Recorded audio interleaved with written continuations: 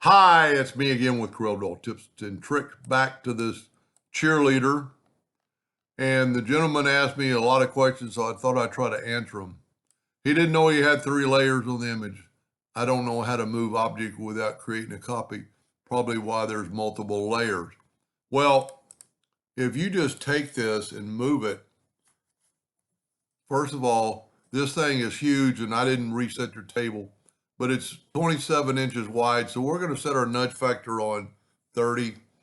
And of course, set that on 0, 0, and there's a definite reason why.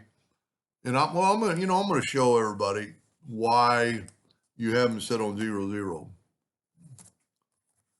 That's default. So if I make a duplicate of that, Control D, it moved another object that it selected a 1/4 inch up and a 1/4 inch over. So you don't want that. So always set this at 0, 0. So we've got our nudge factor set on 30 inches. I don't drag anything. I move it with my arrow keys on the keyboard. This is what's going to control your nudge factor. So like if I've got it set on 30, okay, you set your nudge, if you look here, you don't have a nudge factor because we got something selected. So don't have anything selected and you got your nudge factor. So we're going to take that and we're going to nudge it over.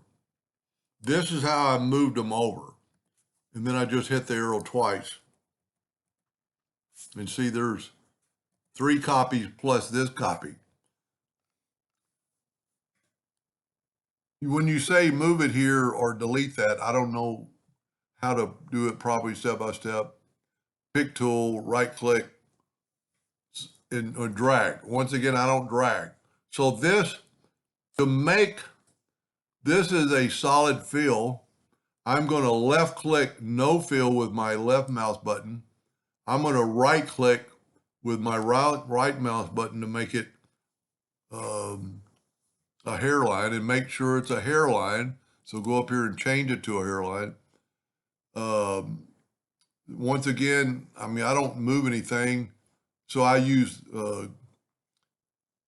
it doesn't keep the cutout. Okay, that's a good question. If everything is here, the holes and the young lady and the where he bounded there. So it's already done, but if you'll take your Smart Fill tool, set on any color, and fill that in and move it over, that made a copy of it. Then we can left click, right click. Now you've got your drawing tool on half a point. I would change that to hairline. And the way to do that is hit F12 on your keyboard, go to his graphic is checked, say okay, change it to a hairline. And I prefer RGB and red. And when we do that, now every time we draw an object, it's going to be a red hairline. How do I add a hole with 4 nodes not using the fill tool? Can I use the lip? Okay, his holes are, and here's a good way to measure, take your Smart Fill tool and fill in that hole and then move it out of the way and you can look, it's 0.44. It's really, I think it's 7/16. So just to add a hole, just hold down your control button. Okay, I've got mine set on arc, set it on that. And then right up here, go 0.44. And if you have your ratio locked, both numbers will change. So if you wanted to add a hole, like let's say down on this other foot, you could just take that hole and put it wherever you want. Or zoom in and make sure you're not too close to the edge. Now, that isn't part of this drawing because we nudge this out of the way, that hole stays. So what you do then is set your Smart Fill and fill that in. And then when we left click, right click, that hole is there now. And if we look, those are all hairlines.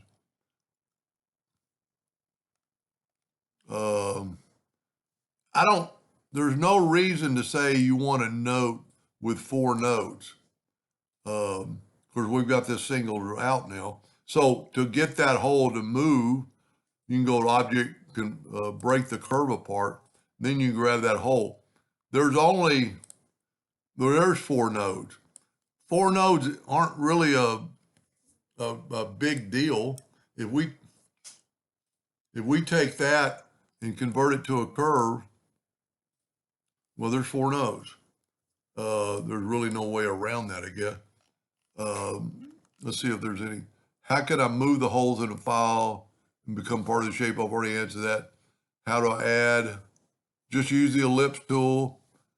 Once I add a hole of the correct dimension, how do I move the duplicate to another location? I think we've already covered that too. I mean, all you have to do is either make a new hole. Now we've got this one broken apart, so we can easily, let's say you want another one on that foot. Of course, when you make the file to run to your cutter, let me get rid of these words because they're going to interfere.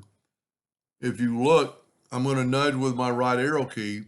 Well, those parts, because we have it broken apart, we have the curve broken apart. So just take, I'm going to change the color, something more vibrant, and fill that in. And then if we look, left click, right click, now you have those holes wherever you want them.